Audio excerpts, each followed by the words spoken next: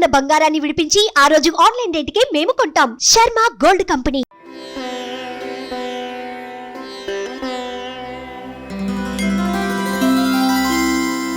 अस्य श्री सुब्रह्मण्य षोडशनाम स्तोत्र महामन्त्रस्य अगस्त्यो भगवान् ऋषिः अनुष्टुप् छन्दः सुब्रह्मण्यो देवता ममेष्टसिद्ध्यर्थे जपे विनियोगः।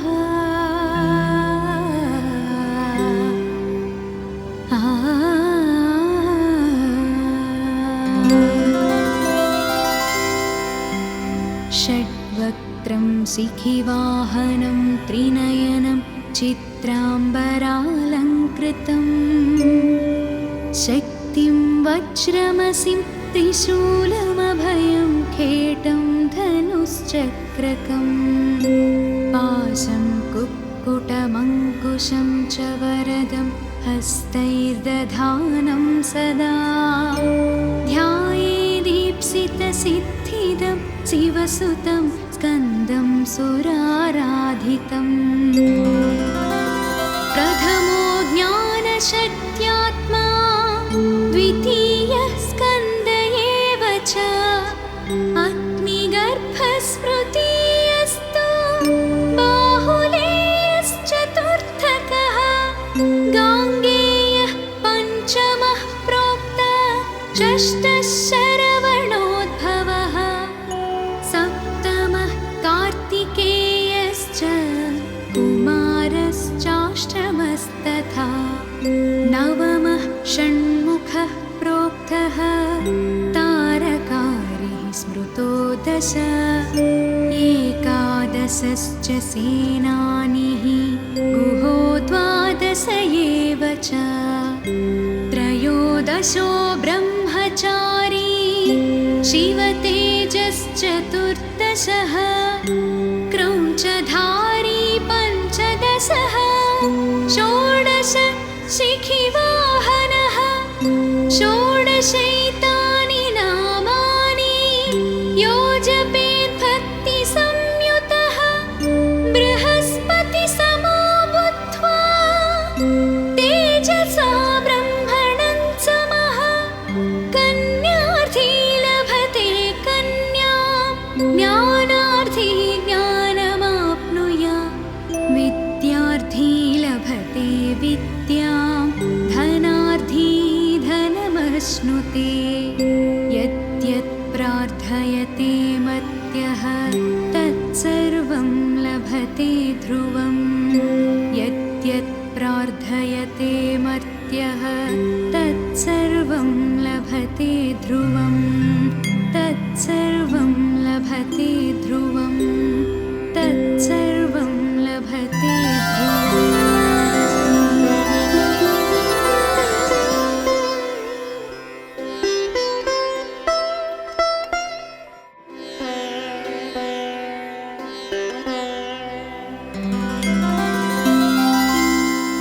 अस्य श्री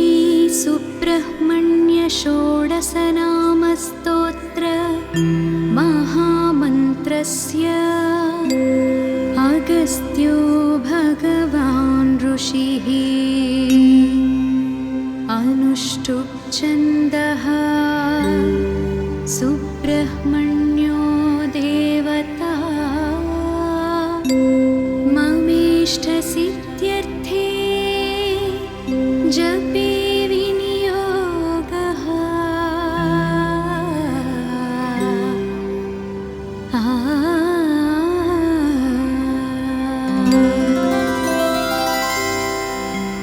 षड्वक्त्रं शिखिवाहनं त्रिनयनं चित्राम्बरालङ्कृतं शक्तिं वज्रमसिं त्रिशूलमभयं खेटं धनुश्चक्रकं पाशं कुक्कुटमङ्कुशं च वरदं हस्तैर्दधानं सदा ध्यायेदीप्सितसिद्धिदं दीप्सितसिद्धिदं शिवसुतं स्कन्दं सुराराधितम् प्रथमो ज्ञानशक्त्यात्मा द्वितीयः स्कन्द एव च अग्निगर्भस्मृतीयस्तु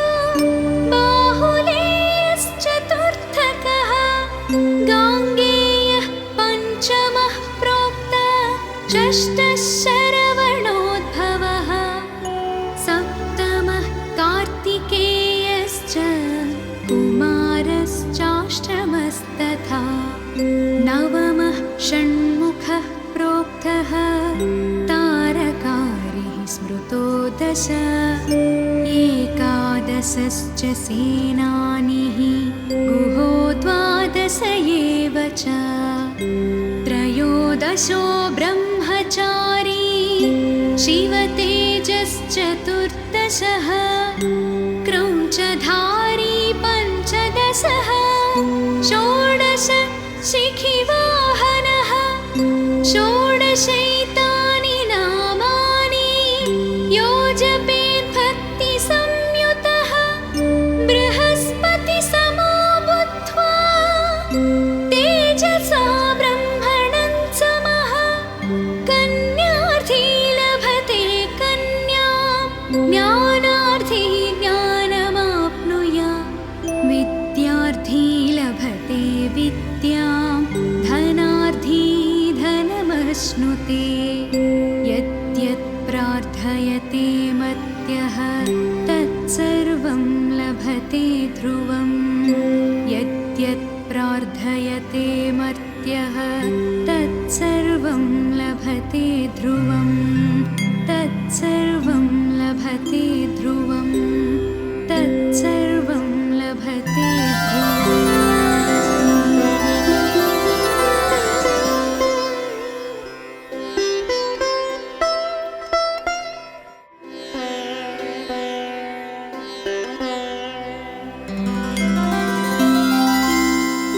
अस्य श्री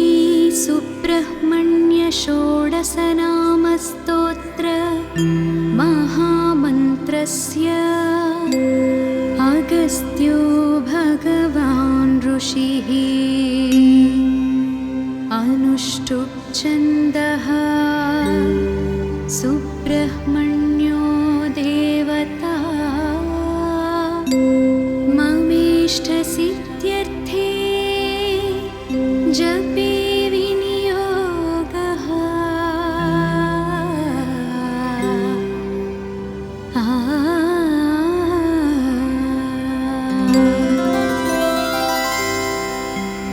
षड्वक्त्रं शिखिवाहनं त्रिनयनं चित्राम्बरालङ्कृतं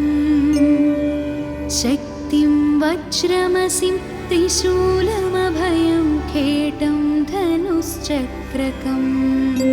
पाशं कुक्कुटमङ्कुशं च वरदं हस्तैर्दधानं सदा ध्यायेदीप्सितसिद्धिदं शिवसुतं स्कन्दं सुराराधितम् प्रथमो ज्ञानशक्त्यात्मा द्वितीयः स्कन्द एव च अग्निगर्भस्मृतीयस्तु बाहुलेयश्चतुर्थकः गाङ्गेयः पञ्चमः प्रोक्तः षष्ठः शरवणोद्भवः सप्तमः कार्तिकेयश्च कुमारश्चाष्टमस्तथा नवमः षण्मुखः प्रोक्तः तारकारिः स्मृतो दश एकादशश्च सेनानिः गुहो द्वादश एव च त्रयोदशो ब्रह्मचारी शिवतेजश्चतुर्दशः क्रौञ्चधारी पञ्चदशः षोडश शिखिवाहनः षोडशैतानि नामानि यो जपेद्भक्तिसंयुतः बृहस्पतिसमो भूत्वा तेज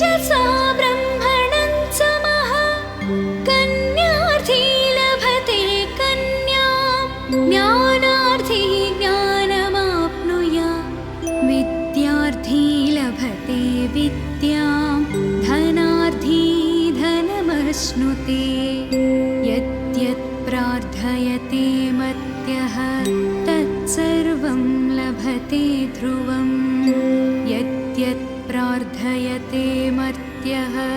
तत्सर्वं लभते ध्रुवं तत्सर्वं लभते ध्रुवं तत्सर्वं लभते ध्रुवम्।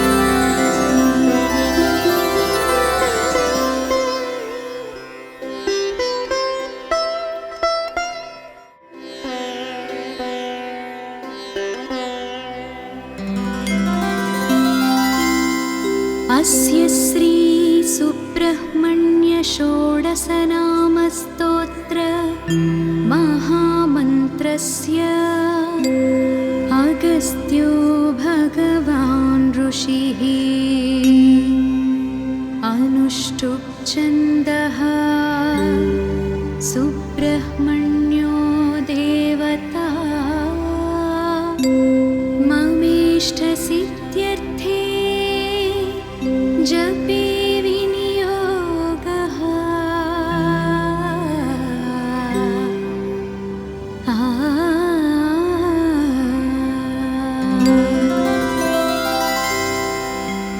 षड्वक्त्रं शिखिवाहनं त्रिनयनं चित्राम्बरालङ्कृतं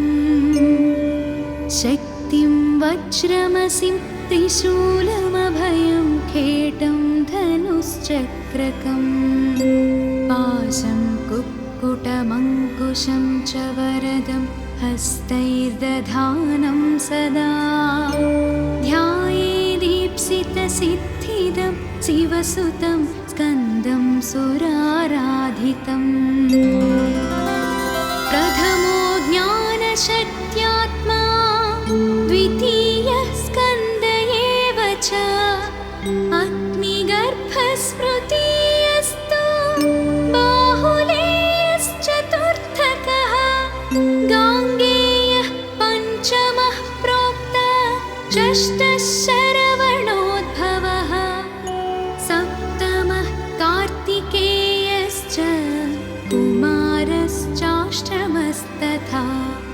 नवमः षण्मुखः प्रोक्तः तारकारिः स्मृतो दश एकादशश्च सेनानिः गुहो द्वादश एव च त्रयोदशो ब्रह्मचारी शिवतेजश्चतुर्दशः क्रौञ्चधारी पञ्चदशः षोडश शिखिवाहनः षोडशैतानि नामानि यो जपेत् भक्तिसंयुतः बृहस्पतिसमो भूत्वा तेजसा ब्रह्मणं समः कन्यार्थी लभते कन्यां ज्ञानार्थी ज्ञानमाप्नुयात् विद्यार्थी लभते विद्यां धनार्थी धनमश्नुते यद्यत् प्रार्थयते मर्त्यः तत्सर्वं लभते ध्रुवं यद्यत् प्रार्थयते मर्त्यः तत्सर्वं लभते ध्रुवं तत्सर्वं लभते ध्रुवं तत्सर्वं लभते ध्रुवम्।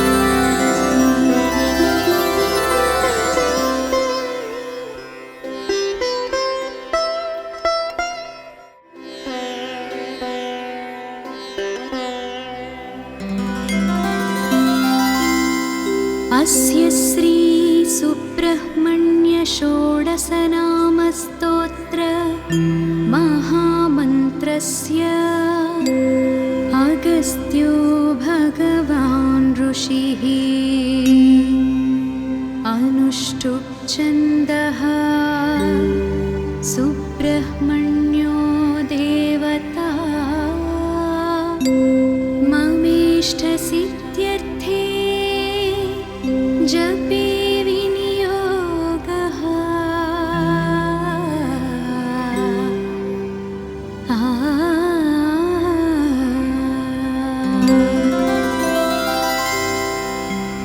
षड्वक्त्रं शिखिवाहनं त्रिनयनं चित्राम्बरालङ्कृतं शक्तिं वज्रमसिं त्रिशूलमभयं खेटं धनुश्चक्रकम् पाशं कुक्कुटमङ्कुशं च वरदं हस्तैर्दधानं सदा ध्यायेदीप्सितसिद्धिदं शिवसुतं स्कन्दं सुराराधितम्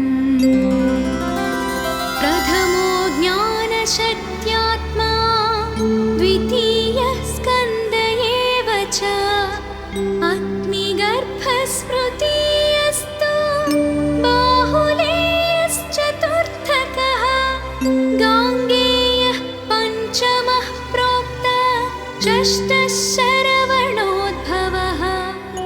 सप्तमः कार्तिकेयश्च कुमारश्चाष्टमस्तथा नवमः षण्मुखः प्रोक्तः तारकारिः स्मृतो दश एकादशश्च सेनानिः गुहो द्वादश एव च त्रयोदशो ब्रह्मचारी शिवतेजश्चतुर्दशः क्रौञ्चधारी पञ्चदशः षोडश शिखिवाहनः षोडशैतानि नामानि यो जपेद्भक्तिसंयुतः बृहस्पतिसमो बुद्ध्वा तेजसा ब्रह्मणं समः कन्यार्थी लभते कन्यां ज्ञानार्थी ज्ञानमाप्नुयात् विद्यार्थी लभते विद्यां धनार्थी धनमश्नुते यद्यत् प्रार्थयते मर्त्यः तत्सर्वं लभते ध्रुवम् यद्यत् प्रार्थयते मर्त्यः तत्सर्वं लभते ध्रुवम् तत्सर्वं लभते ध्रुवम् तत्सर्वं लभते ध्रुवम्।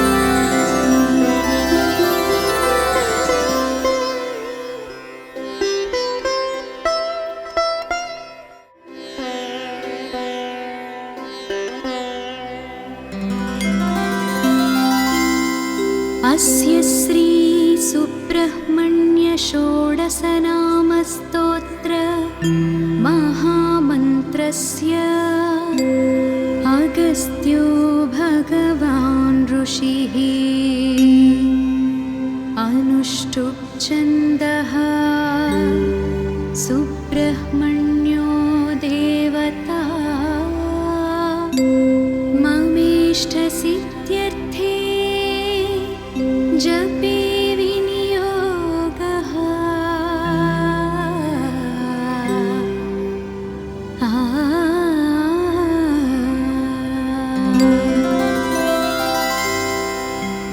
षड्वक्त्रं शिखिवाहनं त्रिनयनं चित्राम्बरालङ्कृतं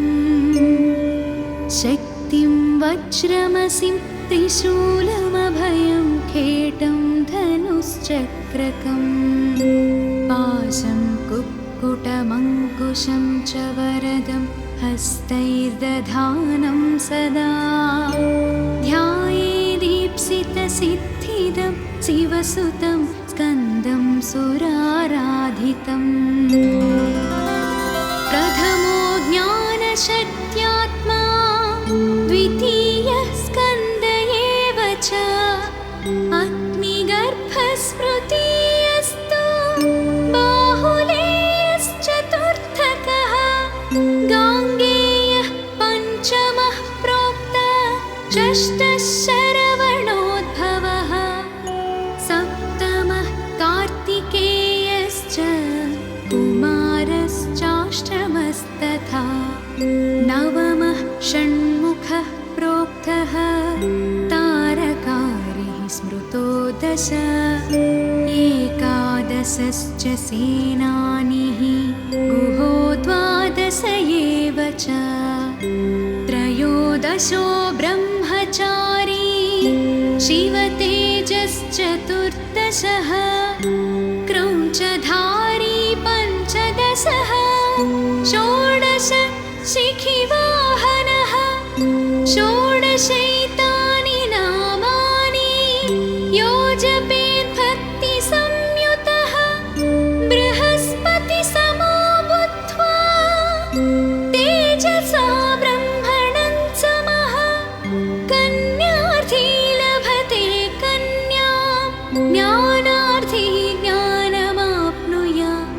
विद्यार्थी लभते विद्यां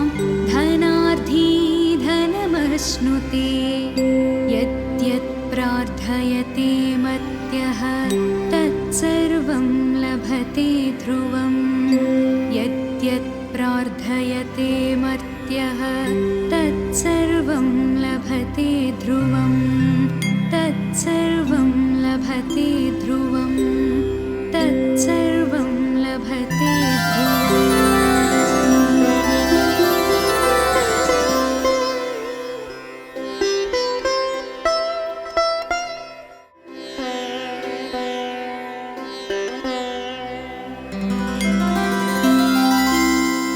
अस्य श्री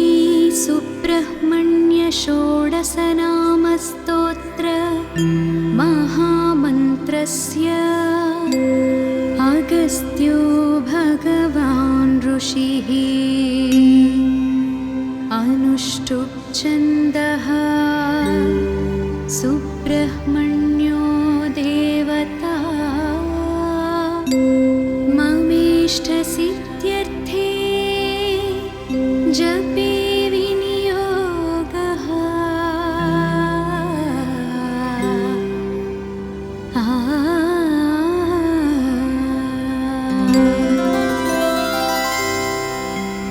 षड्वक्त्रं शिखिवाहनं त्रिनयनं चित्राम्बरालङ्कृतं शक्तिं वज्रमसिं त्रिशूलमभयं खेटं धनुश्चक्रकम् पाशं कुक्कुटमङ्कुशं च वरदं हस्तैर्दधानं सदा ध्यायेदीप्सितसिद्धिदं शिवसुतं स्कन्दं सुराराधितम् प्रथमो ज्ञानशक्त्यात्मा द्वितीयः स्कन्द एव च अग्निगर्भस्मृतियस्तु बाहुलेयश्चतुर्थकः गाङ्गेयः पञ्चमः प्रोक्तः षष्ठः शरवणोद्भवः सप्तमः कार्तिकेयश्च कुमारश्चाष्टमस्तथा नवमः षण्मुखः प्रोक्तः तारकारिः स्मृतो दश एकादशश्च सेनानिः गुहो द्वादश एव च त्रयोदशो ब्रह्मचारी शिवतेजश्चतुर्दशः क्रौञ्चधारी पञ्चदशः षोडश शिखिवाहनः षोडशैतानि नामानि यो जपेद्भक्तिसंयुतः बृहस्पतिसमो भूत्वा तेजसा ब्रह्मणं समः कन्यार्थी लभते कन्यां ज्ञानार्थी ज्ञानमाप्नुयात् विद्यार्थी लभते विद्यां धनार्थी धनमश्नुते यद्यत् प्रार्थयते मर्त्यः तत्सर्वं लभते ध्रुवम् यद्यत् प्रार्थयते मर्त्यः तत्सर्वं लभते ध्रुवम् तत्सर्वं लभते ध्रुवम् तत्सर्वं लभते ध्रुवम्।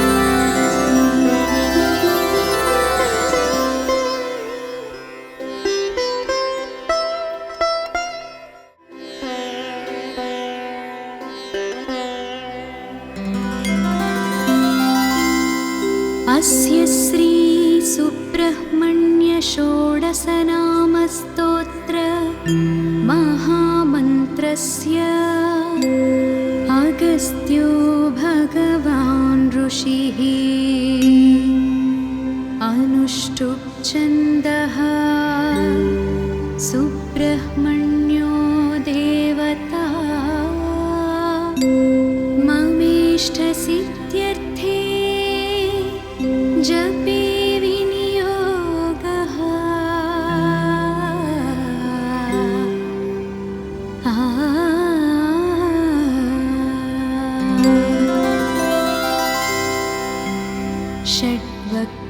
शिखिवाहनं त्रिनयनं चित्राम्बरालङ्कृतम् शक्तिं वज्रमसिं त्रिशूलमभयं खेटं धनुश्चक्रकम् पाशं कुक्कुटमङ्कुशं च वरदं हस्तैर्दधानं सदा ध्यायेदीप्सितसिद्धिदं शिवसुतं स्कन्दं सुराराधितम् प्रथमो ज्ञानशक्त्यात्मा द्वितीयः स्कन्द एव च अग्निगर्भस्मृतीयस्तु बाहुलेयश्चतुर्थकः गाङ्गेयः पञ्चमः प्रोक्तः षष्ठः शरवणोद्भवः सप्तमः कार्तिकेयश्च कुमारश्चाष्टमस्तथा नवमः षण्मुखः प्रोक्तः तारकारिः स्मृतो दश एकादशश्च सेनानिः गुहो द्वादश एव च त्रयोदशो ब्रह्मचारी शिवतेजश्चतुर्दशः क्रौञ्चधारी पञ्चदशः षोडश शिखिवाहनः षोडशैतानि नामानि यो जपेद्भक्तिसंयुतः बृहस्पतिसमो भूत्वा तेजसा ब्रह्मणं समः कन्यार्थी लभते कन्यां ज्ञानार्थी ज्ञानमाप्नुयात् विद्यार्थी लभते विद्यां